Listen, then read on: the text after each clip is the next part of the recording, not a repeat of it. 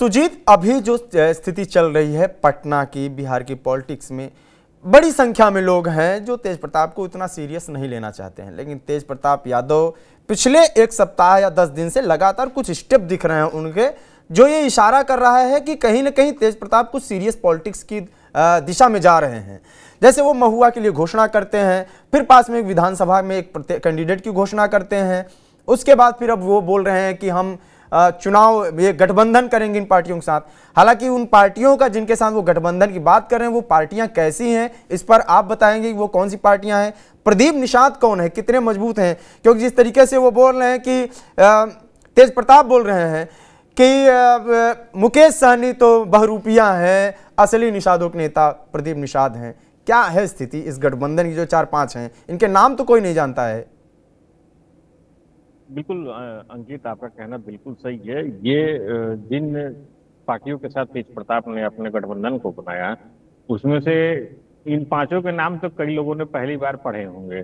जहां तक मैं इन पार्टियों के बारे में मैंने भी खुद जानकारी लेने की कोशिश की, तो इनमें से कई ऐसी पार्टियां हैं जिन्होंने चुनाव तो लड़ा था, लेकिन किसी की कोई ऐसी उपलब्धि नहीं थी जिसको याद रखा जा सके। किसी को 200, किसी को 250, किसी को लगभग 3000 ऐसे ऐसे वोट, किसी को तो लगभग 150 तक का वोट मिला है।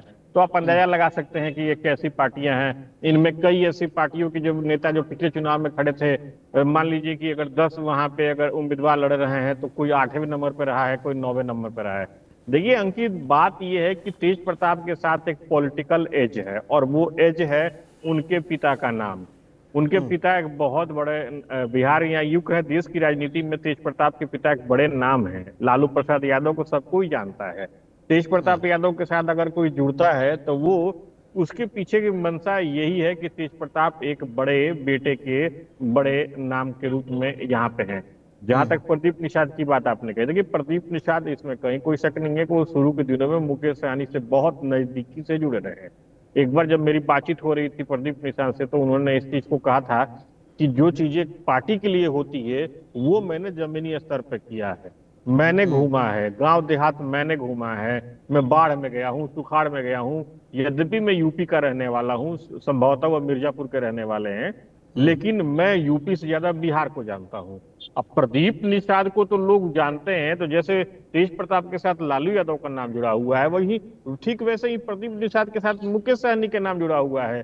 तो वो भी कोई बहुत बड़ा कोई एज नहीं मिलने वाला है। तेज प्रताप को अगर कोई एज मिल सकता है तो वो केवल और केवल लालू प्रसाद के बेटे हैं, इस नाम पे मिल सकता है। अब जहां तक रही तेज प्रताप की बात, देखिए तेज प्रताप पिछले कुछ दिनों से जिस तरीके से राजनीतिक रूप से मंथन कर रहे हैं, ये बहुत गौर करने वाली बात है। शुरू से ही जब वो पार्टी से निष्कासित नहीं हुए थे, तब से उन्होंने घुमा फिरा के महुआ के ऊपर अपने इंटरेस्ट को दिखाना शुरू कर दिया था।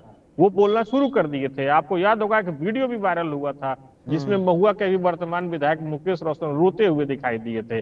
बाद में पता चला कि तेज प्रताप यादव के द्वारा जब महुआ सीट को लेकर के इंटरेस्ट दिखाया गया था तो मुकेश रोशन कुछ नहीं कर पाए, लेकिन बेबसी के रूप में उनके आंसू निकल गए थे। तेज प्रताप यादव फिलहाल आज की तारीख में एक सूत्री प्रोग्राम लेकर के चल रहे हैं कि अगर उनको आरजेडी से निष्कासित कर दिया गया है तो वो अपने वजूद को दिखाएं। अभी तक का उनका जो ऑरा है वो अपने पिता के ऑरा के ऊपर अभी छुपा हुआ है। लेकिन इस गठबंधन के बाद से अगर तेज प्रताप एक भी सीट जीत जाते हैं, या यूं कहे 2-3 सीटों पर अगर उनको सफलता मिल जाती है, तो ये तेज प्रताप के लिए तो बहुत बड़ी बात हो जाएगी। देखिए अगर उठा के पिछले कुछ चुनाव को उठा करके देखा जाए अंकित, तो बिहार में थर्ड फ्रंट का अब फिलहाल ऐसा कोई अचीवमेंट नहीं है जिसको थर्ड फ्रंट के रूप में लोग याद कर सके। अब अगर AIMIM, जिसे उनके प्रवक्ता यहाँ बैठे हुए हैं, ये अगर इस चीज को कहते हैं कि हम उनके साथ जुड़ते हैं, तो देखिए AIMIM का अपना एक वोट बैंक है, ठोस वोट बैंक है। पिछले विधानसभा चुनाव में हर किसी ने देख लिया, वो 5 सीट ला करके उसने सबको चौंका दिया था। और अगर उस वोट बैंक का अगर एडवांटेज तेज प्रताप को मिलता है, या तेज प्रताप को जो वोट मिलने वाला, जो भी वोट मिलने वाला हो, वो अगर AIMIM को मिलता है, तो निश्चित रूप से वो संख्या 5 से बढ़ सकती है। या फिर तेज प्रताप की संख्या जो भी है 1, 2, 3 जो भी हो, वो आने वाले वक्त में ही पता चलेगा, उसमें इजाफा हो सकता है।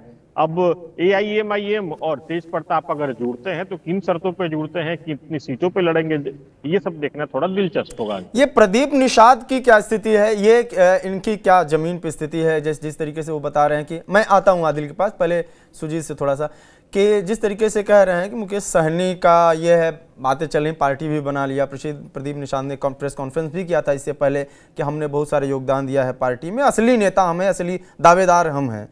क्या है, कितने मजबूत हैं ये? अगर ये जुड़ते हैं, AIMIM से भी जुड़ते हैं, तो 2-4% क्या सहनी वोट बैंक ट्रांसफर करा सकते हैं?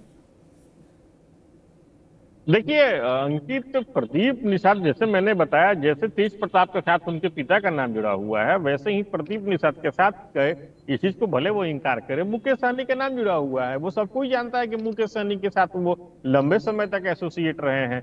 मुकेश सहनी, प्रदीप निषाद भले ही दावा कर रहे हैं कि भाई मैंने पूरे बिहार में घूमा है, मैं बिहार के गांव देहात में गया हूं, लेकिन प्रदीप निषाद का जो कद है वो इस चीज से इनकार नहीं किया जा सकता कि आज की तारीख में मुकेश सहनी की तुलना में कम है।